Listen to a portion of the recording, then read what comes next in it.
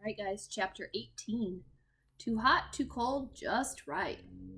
There was a cave in, said Borland, still breathing hard. Tunnel 203. The white bearded dwarf clicked his tongue. Third time this century. I suppose we'll have to dig it out again. And what do we have here? A wolf, I see. And humans? Dear Borland, what are you thinking? You hate humans. I don't so much any more, said Borland sheepishly. Of course you do, said the round dwarf.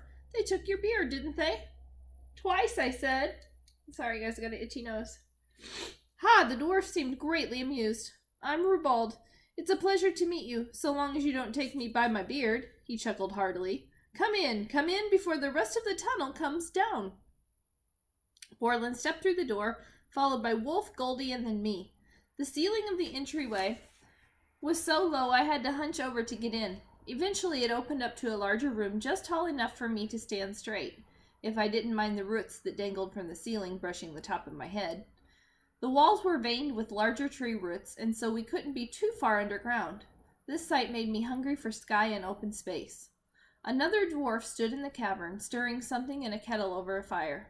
Stewed sapphires, perhaps. Garnet goulash? Rumelda, look who showed up, said Rubald. The dwarf by the fire turned around. She had long hair and a round, leathery face with dark eyes like Borland's, only hers were softer and warmer. Rumelda immediately rushed to Borland and enveloped him in her arms. My baby! We were so worried!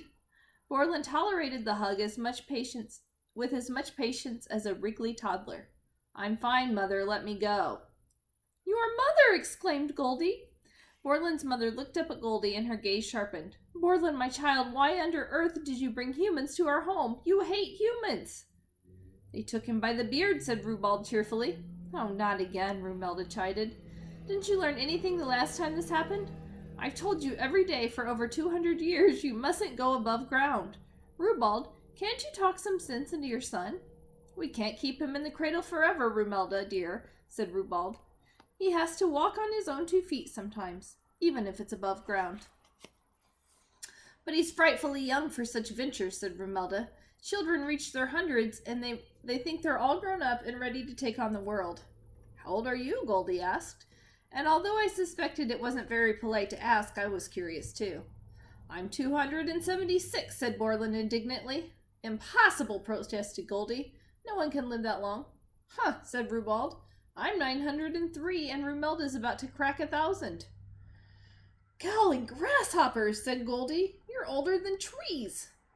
Red, did you know that dwarfs could live that long? No, I didn't, I said. Rubald, it isn't polite to speak of a dwarf's age in front of the humans, chided Rumelda. It makes them feel perishable. Oh, I beg your pardon, said Rubald, but I wasn't offended. My mind buzzed when their centuries of life. Could dwarfs live forever? Was there a secret to their long lives? One they might share? You must be starving, said Rumelda. In the center of the room was a squat stone table with 3 chairs. On the table was 3 bowls. I'm starving. Goldie ran to the table, snatched a bowl, and started guzzling, then immediately spat out whatever she'd just eaten. Tiny pebbles shot across the room. Oh, that's far too gravelly. She took the next bowl and tried to take a sip, but abruptly put it down. Rock solid! Try this one, dear. Rumelda set another bowl on the table. It was full of grayish-brown goop. Goldie took a sip and smacked her lips, then drained the bowl in 5 seconds and finished with a belch. It could use a touch of honey, but it slid down well. The 3 dwarfs gaped at her. Why don't we sit down for supper, said Rumelda, politely ignoring Goldie's rudeness.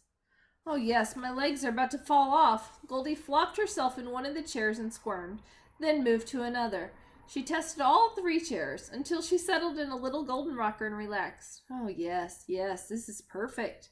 She rocked back and forth. But, stuttered Borland. There, dear, said Rumelda. I've made your favorite tonight, roasted sapphires. That's not my favorite, said Borland, and I knew he was wishing for rubies. Granny's ring seemed to prick my chest. Meanwhile, Rumelda served Borland and Rubald the sapphires like a pile of roasted vegetables, then dished out 3 bowls of the goopy stuff Goldie had slurped up before. They called it strolg. Your weak stomachs can't handle our germs, I know, said Rumelda, but any creatures can eat strolg, even wolves. The strolg was a very salty sort of porridge with a dusty aftertaste, but at least it went down easily. Goldie downed another bowl in 5 seconds and asked for more, after which she launched into her usual heap of questions. Do dwarves only eat gems, or do they have other foods as well, such as wood chips, coal, and how do they affect your inner workings? The dwarf's cheeks became noticeably red. I choked on the strolg. Goldie, you can't ask that. Why not? Mummy said if there's something we don't know, we should always ask. Otherwise, how would we learn anything? I don't think the advice includes questions about anyone's inner workings.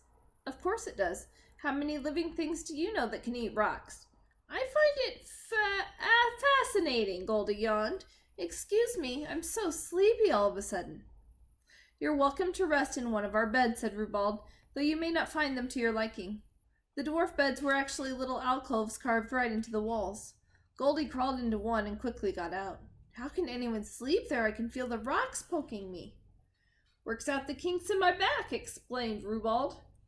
Goldie crawled into the next alcove and promptly slid out because the stones were so smooth. That doesn't seem safe. I'm a light sleeper, said Rumelda. Borland piped up. Just stay out of my... But Goldie had already crawled into the third bed, which was the smallest, and she immediately curled up into a ball and wrapped her shawl around her like a blanket. Oh yes, this is cozy. She was asleep in moments. Borland looked dumbfounded. There's a human in my bed. Rubald laughed gleefully. There, Borley dear, cooed Rumelda. I'll make you a cozy bed on the floor next to mine. With Goldie asleep, it became very quiet, and I realized that all 3 dwarves had their attention on me. So, said Rubald, what brings you to our caverns?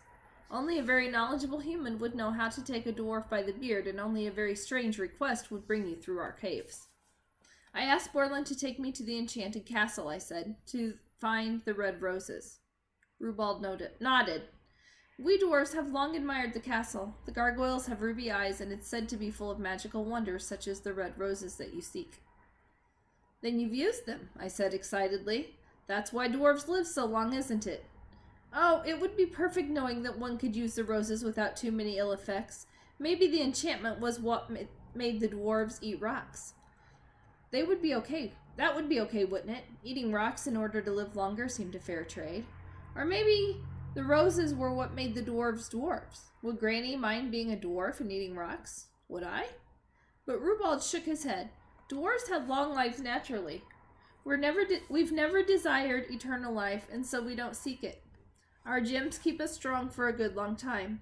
When we reach the end, we're content to go to sleep and turn to dust and stone, maybe even gems. I made a face. So dwarves eat each other? Rubald laughed. When humans die, they turn to dirt and all kinds of edible plants that grow out of the dirt. So I suppose you could say we're all eating each other. Life moves in continuous circles.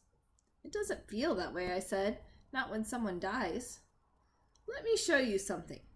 Rubald walked behind me and stood directly in front of a wall. I hadn't noticed it before, but the walls of the cave were covered with drawings and writing, maps drawn with astonishing detail.